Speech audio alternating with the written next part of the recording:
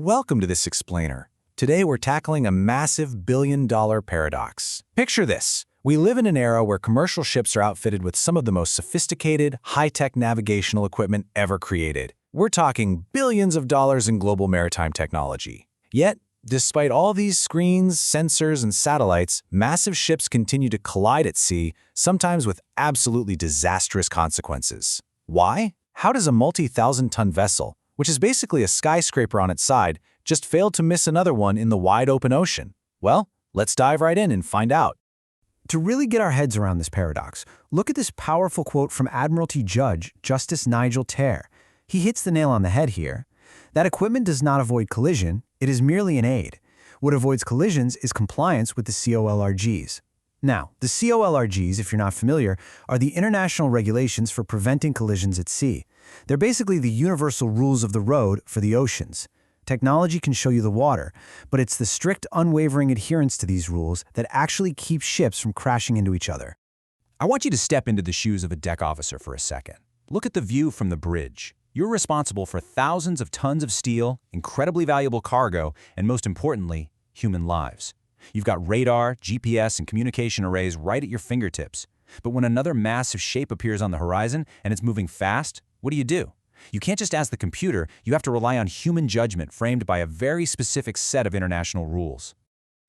So to demystify these rules, we'll break this down into a 5-part decision cycle. First, the illusion of technology. 2, the ultimate human responsibility. 3, see and assess the risk. 4, taking early decisive action. And finally, 5, navigating specific close encounters. All right, Section 1, the illusion of technology. There's this common myth out there that modern ships basically sail themselves, driven by some infallible network of computers. But look at the sheer volume of data a modern watchkeeper actually has to process manually. You have sophisticated radar, automatic radar plotting aids, or ARPA, electronic chart displays, and AIS. It is literally a wall of information. But when investigators look into recent catastrophic collisions, they don't usually find a broken radar. They find one common, recurring failure factor: human error. A watchkeeper misinterpreting the data, getting distracted by all the screens, or simply failing to apply the rules to the situation right in front of them. Moving on to Section 2, the ultimate human responsibility. This covers the exact mindset the COLREGs demand before you even touch a steering dial. We need to look closely at where the ultimate burden of safety lies. Enter Rule 2.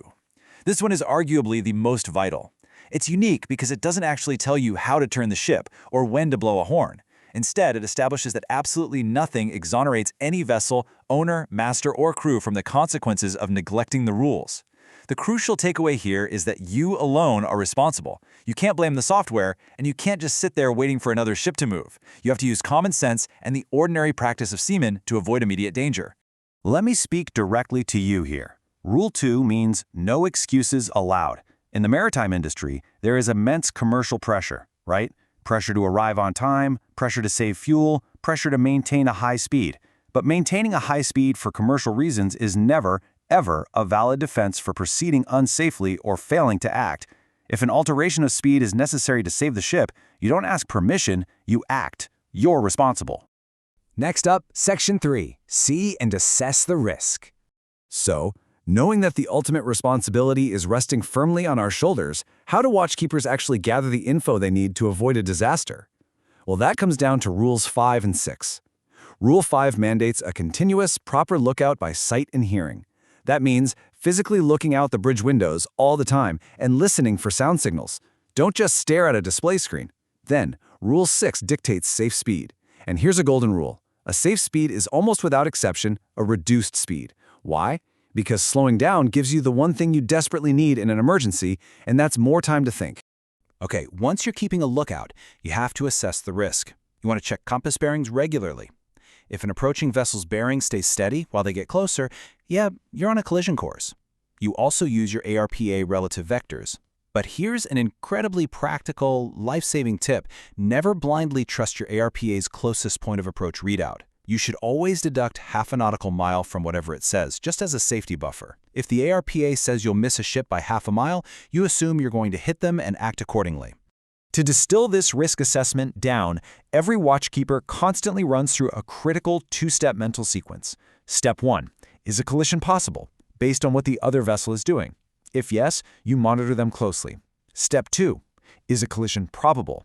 If the answer to that becomes yes, the risk of collision isn't just theoretical anymore. It is already right there in the room with you, and you must take immediate, urgent, evasive action. Which brings us to Section 4, taking early, decisive action. So we've identified a probable collision. Now we enter the action phase. And there is a very specific philosophy to maritime evasive maneuvers we need to understand. This is enshrined in Rule 8. It explicitly states that any action taken to avoid collision must be positive, made in ample time, and large enough to be readily apparent to another vessel. Think of it as your core mantra. If you see a risk, do something. Do it early, and make it incredibly obvious to everyone else on the water. This brilliantly illustrates the difference between amateur instinct and professional seamanship.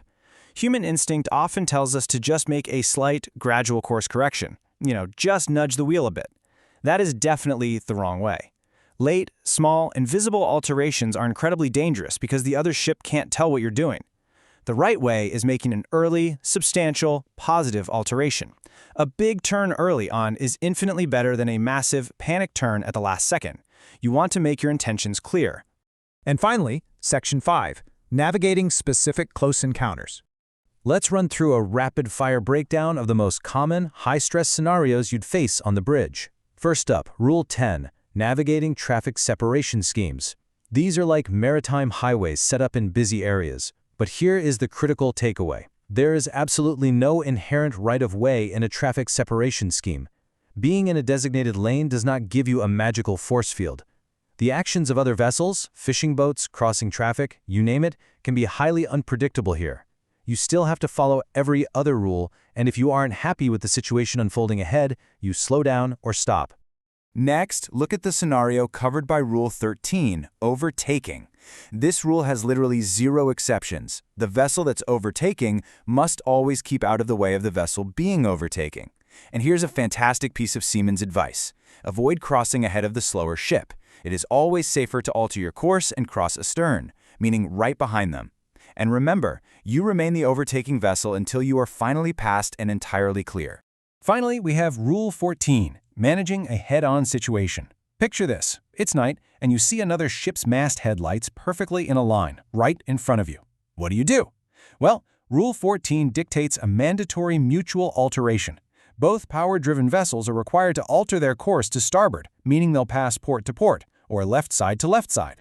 It really is that simple. Ship ahead, alter to starboard. It's a straight-up command designed to completely remove all ambiguity.